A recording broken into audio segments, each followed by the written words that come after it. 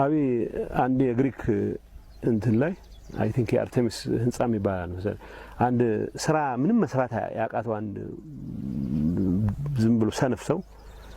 ታዋቂ እንዴት ሊሆን ብሎ አስቦ አንድ ትልቅ መቅደስ ይሁን ይመስለኛል አቃጥሎ ምንድነው ዓላማ ሲባል ታዋቂ ለመሆን ነው ብሎ እንትና ኋላ በግሪኮቹ ወሰኑ ስሙ መዝገብ ላይ እንዳይሰፍር ያው ስሙ ግን እኔ ማነሳዋለሁ አሁን አብይ መታወስ ከሚችል ከሆነ ካሁን በኋላ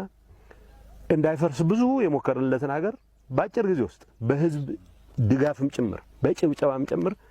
ኢትዮጵያ ማፍረስ እንደቻለ ትንሽ ሰው ተደርጎ ነው ግን አንፎርቹኔትሊ ያው ትውልድ ሲዘክረው ይኖራል ኢትዮጵያን ያፈረሰው ዱርዬ ተብሎ ሲታወስ ነው የሚኖረው ማለት ነው ማን የኦሮሞ ኤሊት ህፃን ነው ቃል በቃል የነገረኝ ነው ማለት ህፃን ነው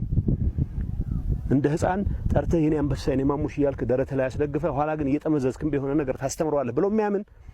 ቀውስ ነው ይሶየ